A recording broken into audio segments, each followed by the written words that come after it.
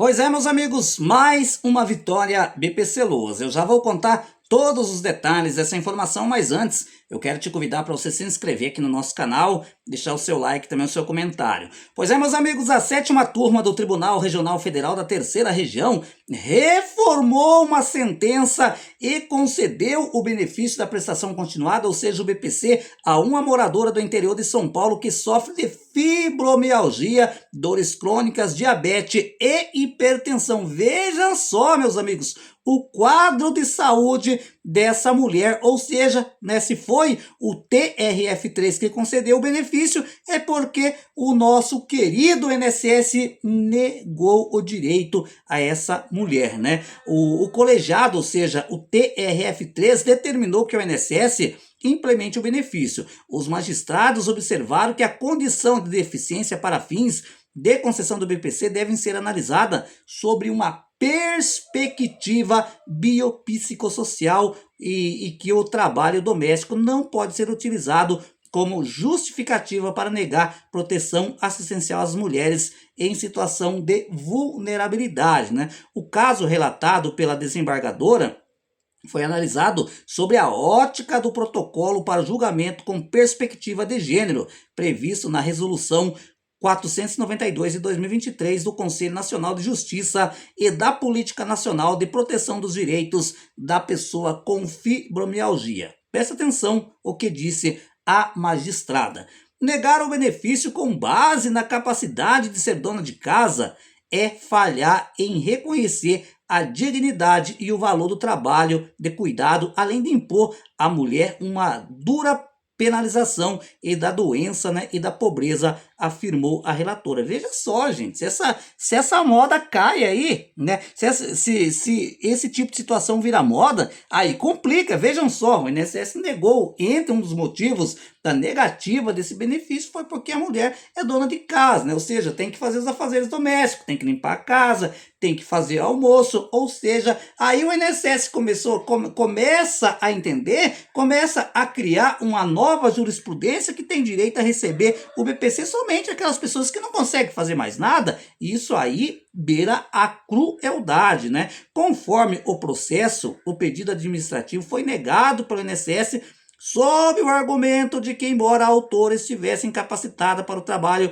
enumerado, permanecia apta a desempenhar atividades domésticas. Diante da negativa, ela recorreu ao judiciário, né? Ou seja, à justiça, em busca dos seus direitos. Em primeira instância, a ação foi julgada improcedente pela Justiça Estadual em Itariri, São Paulo, em competência delegada, porque a condição de pessoa com deficiência não foi reconhecida para fins da concessão do BPC, né? Ou seja, veja só, gente, leva negativa por parte do INSS. O INSS argumentou, né, que ela estava incapacitada para o trabalho, mas ela conseguia fazer os afazeres domésticos, né? Já aí, quando ela entrou na justiça, ou seja, a justiça de primeiro grau, né, negou o benefício, afirmando, né, que ela não preenchia os quesitos de pessoa com deficiência. Obviamente, o caso foi parar no TRF3, né? Ao analisar o caso, a desembargadora federal, né, que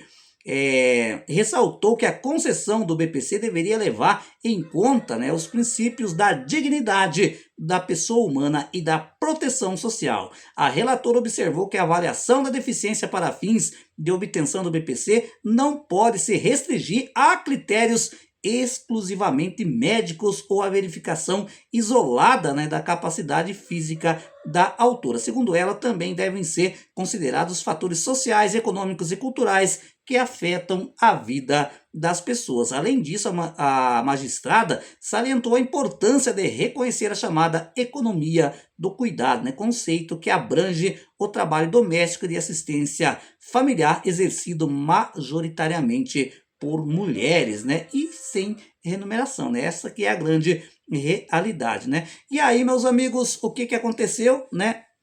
O INSS concedeu o benefício para essa mulher e, obviamente, meus amigos, vai ter que pagar, né, os atrasados desde o dia em que ela solicitou o BPC. O que me assusta, gente, num caso como esse, veja só, nessa mulher, ela não tem só um problema de saúde, né? São vários problemas, são múltiplos problemas de saúde, como por exemplo, fibromialgia, né? Quem sofre de fibromialgia diz que é horrível, né? Ela também sofre de dores crônicas, diabetes e hipertensão. Só que o INSS achou pouco, né? E aí o que me assusta ainda mais que quando ela entrou na justiça, a justiça de primeiro grau, né, falou que mesmo ela tendo todas essas doenças, isso não se caracterizava deficiência, mas graças a Deus que hoje nós não temos apenas um nível de justiça, né? Ou seja, a justiça de segundo grau, ou seja, o TRF3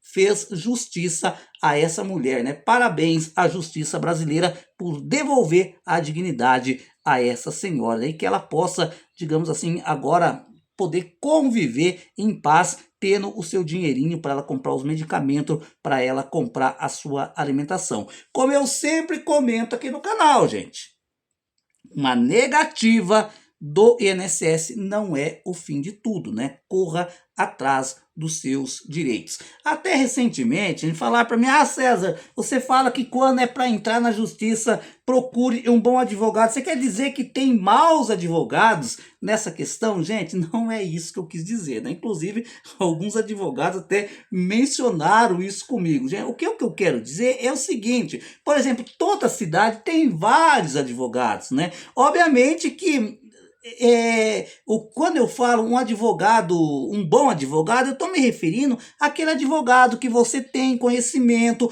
ou talvez uma vizinha tua, né, conseguiu um benefício previdenciário, né, com o certo advogado, ou seja, procurar aquele que tem um bom nome. E isso também, gente, eu quero deixar claro aqui também, né, valorizar os novos advogados que estão começando aí, né? Porque eu tenho percebido também, por outro lado, que às vezes tem muitas pessoas que correm atrás somente de um advogado só, né? E o que acontece? O cara já tem 30 mil casos para analisar, ou seja, você será só mais um, né? Se você procurar um advogado que talvez esteja começando, né? Existe a possibilidade, inclusive, né, dela dar preferência ao seu caso, trabalhar mais fortemente em cima do seu caso, né? Até vou contar um relato, né? Na minha cidade tem uma advogada bastante badalada, né? Teve uma pessoa que solicitou, né, que entrou na justiça usando essa advogada badalada e ela acabou perdendo a ação, perdendo o caso, né? Aí depois, obviamente, ela procurou uma outra advogada, né? Uma moça de uma outra cidade que estava apenas começando, tinha poucos clientes, ou seja, estava se dedicando literalmente, né, ao caso. Gente, foi questão de 4 meses ela conseguiu resolver a situação dessa senhora, né? Porque ela estava começando, né? Tinha menos cliente, obviamente ela pôde estudar melhor o caso, né? E fazer uma defesa mais ampla. Mas quando eu falo do bom advogado, eu não estou desmerecendo ninguém, né? Obviamente que quando você vai buscar um advogado para te defender na justiça, é importante que você busque, né, um advogado que seja especialista em temas previdenciários e trabalhista, né, que facilita bastante as coisas.